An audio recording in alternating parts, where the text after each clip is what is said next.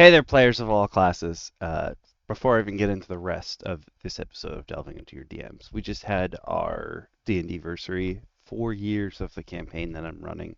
So on D&Dversary, our group sometimes hands out gifts. So I got this sick Planes of Existence shirt, and I figured it'd be a good thing to film this particular video in. So thanks, Grim. Shout out to Grim for his gift. He also gave us dice, but I don't have those in front of me at the moment to show you. But they are pretty freaking cool. How do you even start DMing? It's so scary. There's so much to learn, so much to worry about. So you start learning, making your own notes. You finally play, and this is where the real learning and processing takes place. And after the game, the cycle starts anew.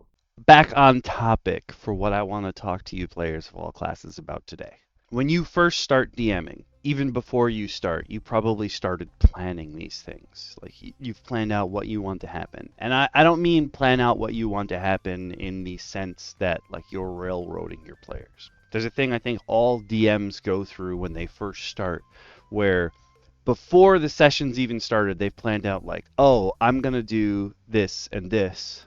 And then my players will probably react like this, or this. They might do something here, or they might do this. And I know what to do based on that. And I'm here to tell you, even though it's something you'll probably learn pretty quick once you start DMing, you cannot possibly plan out every single situation that your players will put themselves into, because your players, regardless of what their character's alignment are, your players are pure living chaos. I'm going to show you guys something while I talk to you about this, but these are the notes that I had for when I first started. My campaign started in Lost Mines of Phandelver, like the original D&D 5e starter set. Now there's a different starter set, and there's the Essentials kit, which takes place in like the same area as Lost Mines of Phandelver, but changes some stuff around. And now there's also Phandelver and Below, which takes place in that same area and changes some stuff around. But when you're looking at the notes that I've made here, assume it came from the original starter set before any of the other stuff came in. And what I did was I took what I thought I was going to say, and then I would break things down into different possible scenarios based on what was happening. So I was accounting for, oh, this is what my players are going to do. And I realized almost right after like the first or second session that it doesn't matter how many scenarios I come up with in these notes. My scenarios A, scenarios C, scenarios B, scenario D, they don't matter because players, being the pure agents of chaos that they are, will come up with things you never in a million years would have thought they would have done or would have gone through. The way that I wrote out my original notes for our starter kit session, you can't go into DMing thinking that this is how you're going to be able to DM your games. Where, oh, I have scenarios that they can get into, and then I've got like branching paths, like a choose your own adventure book. You will never have enough pages, even if you've known the players your entire life. The idea that you can possibly plan out everything that they might do is impossible. Don't even think that that is a possibility. Don't go into this thinking that you're going to be like, oh, they're going to do this or this, and that's it. I guarantee for every two things you can think of, like a Hydra, your players are like, oh, you thought they were going to do that? Well, what if they do that plus this? What if they do that and also this? What if they do this instead? What if one of them comes up with an idea that's so random and off the wall that you're like, what the hell? And now crank that up to 11. That's going to happen every session. That's going to happen every single time you come up with anything. And You're just going to have to learn to live with it. Like, yes, there are tons of things you can do to prepare for these particular situations. You can prepare for the chaos that your players are going to inject into the game. You can read stat blocks, you can read about the lore of what's around, what you're doing. If it's a homebrew world, you can come up with like, oh, what kind of creatures appear in this biome? What kind of people appear around this area of the world? Sure, you can sort of safeguard yourself to make improv easier, but a huge component of the game is not stuff that you learn from your player's handbook, that you learn from the Dungeon Master's Guide, that you learn from the bestiary or the monsternomicons that you're looking through.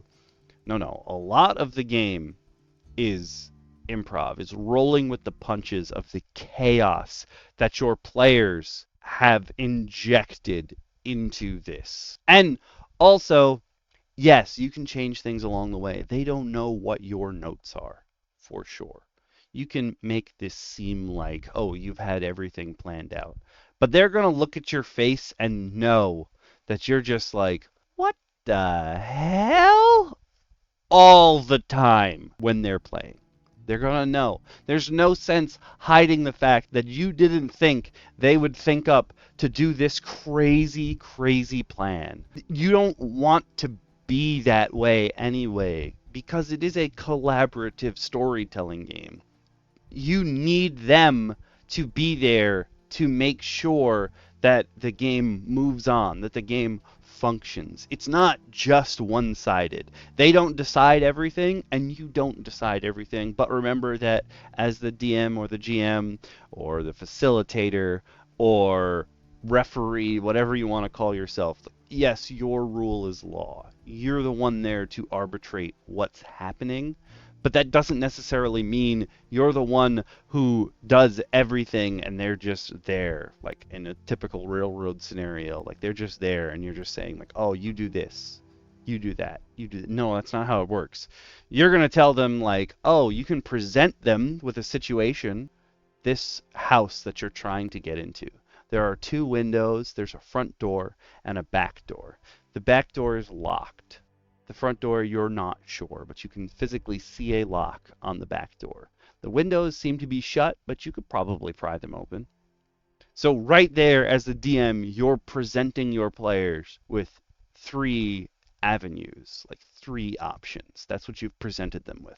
But I guarantee you, one of your players is going to say something like, how deep is the foundation to this house? And you're going to be like, what?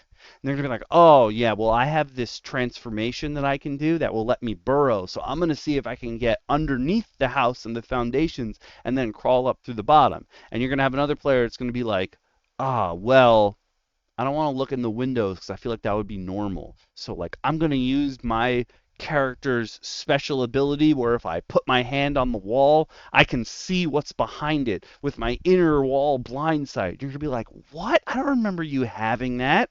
And they're going to be like, they might be like, I made it up for this. Or they might be like, hey, I have this ability now that lets me do that. And you're going to be like, what? And yes, as a DM, I will talk about this in another one. Don't always trust your players, for sure. Sometimes they lie. It happens. Sometimes they want something to happen, and they will do what it takes to make sure that that thing happens that they want it to happen. So don't always trust your players, for sure. Make sure to double check. And another player is going to be like, I want a Kool-Aid man this house. You'd be like, why? There's two doors and there's windows. Why would you Kool-Aid man it? And they're like, because I wanna.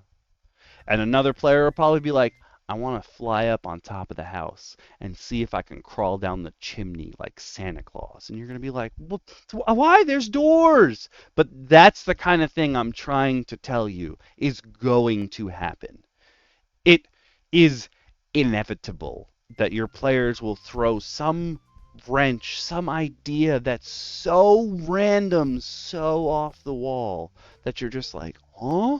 And you could have never planned for it. There's no possible way you can think up every single situation here. Give you another example that's just absolutely bonkers.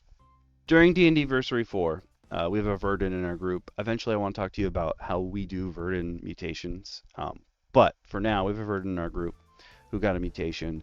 and they didn't like this mutation. I'm not going to go into too much depth over this because this is just a funny story, and I think I'll release it later. I think I should start just making up videos that are like, this is some stupid stuff that happened in my campaign, and I want to share it with you. So I'm going to save that for later. But in essence, if you are a Verdin, they are like goblins warped by chaos, and they mutate. And there's no technical rules, like nothing was presented in the books that Verdin were presented in that tells you what their mutations can be. So we went online and found a whole bunch of tables for mutations that you could possibly use for your Verdin. This particular mutation that my player rolled is that their eyeballs extend and now they are planted on eye stalks. And the player's like, I don't want this. You have to let me take this back. And the whole table was like, no, you volunteered to this specific transformation you volunteered for. You're going to have to live with this. But I also had a mutation previously that made my character incredibly difficult to play, and you gave me the option to find a way around that. And I was like, okay, cool. So we're all talking as a table, and one of the other players goes, well, you figure most of your transformations have been brought on by stress or trauma. And the player who suggested this character loves the sea, goes, drowning is traumatic. How about we drown you? Maybe then you'll mutate again. Me, as a DM, I look up from the DM screen and I'm just like, what? And they're all arguing. They're like, we're not going to drown one of our players. What are you talking about? And our Verdin player, who is digital, that's another thing I want to talk about at some point, like how to draw the line between your digital and your physical players. We have one player who is primarily digital. Everyone else is primarily physical, but sometimes, they have to go home or do something, so they do stuff on digitally. But we have one player that lives really far away, so they are primarily digital. So they come across the speakers and they go, okay, yes, drown me. And everyone else at the table is just arguing. And one of our players, who happened to be a guest player that time, that during D&Dversary 4, was like, she just said, yes, drown me. So I don't know what you guys are arguing about. She said, yes, drown me. Never in a million years did I think I would have to look up the rules as written idea for suffocation via drowning, but hey, I had to do it. Now I want you to know that this character chickened out of drowning because rules as written, suffocation is when you run out of breath and you're still in an area in a vacuum or you're underwater where you can't breathe. You just drop to 0 hit points. But our player was like, I don't want to die here, and just swam up to the surface. So I was like, you didn't drown. It wasn't enough trauma for you, but now you have a deep-seated fear of the ocean. So something happened for you. It's not exactly what you wanted, but it's something. And like, never in a million years could I have planned, mutate that. First of all, there's 400 possible mutations. So, it's technically a little less than that, but whatever. For all intents and purposes, there's 400 mutations that she could have gotten. Never could we have thought that she was going to roll eye stalks. And never could I have written in my notes anywhere, if player gets eye stalks, scenario C, drown them. Volunteered drowning. There's no way I could have steered the game going in that direction. There's no way. And pretty much you're going to run into that every session. As a DM, you cannot possibly, and don't try, please. You will only hurt yourself and your gray matter if you try to plan out every possible scenario that your players will run through. They are agents of chaos, and it's just something you need to accept as a DM, that your players are in fact agents of chaos. So that was episode 2 of Delving into Your DMs.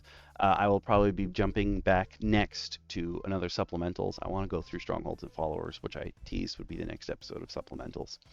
Don't expect all of supplementals to be books or new reference material. Some of them might be like physical items that I want to show you guys that I think are super cool and would be helpful to you as DMs in your games as well. It won't just be reference books. But there's plenty more options for delving into your DMs. I have a whole huge list that I want to go through. So there will definitely be more delving into your DMs. There'll definitely be more supplementals. I want to talk to you guys more about TTRPGs. I just do. If you would like to help me in these TTRPG endeavors, you can always like the video. You can subscribe. You can become a channel member by clicking the join button. There's 4 tiers. The 4th tier, I really don't expect anybody to go to, but there's 3 tiers that are meaningful and useful to you guys and gals that support me. You can do them as a YouTube member. If you join these tiers, they also exist on Patreon, which there's also a link to in the description below. But if you do them on YouTube, you'll also get early access to videos. I don't have a method right now to share you early access to videos on Patreon, but the rewards are essentially the same between Patreon and YouTube memberships. Just YouTube members will get to see the videos that I'm releasing early because I pretty much release all the heavily edited videos early, usually weeks early. So you can hang out with Burning Punch and DM Bacon and DM Lacara, who are already YouTube members, and they usually comment on the stuff before it comes out, and we have our own little like secret discussions before the videos come out.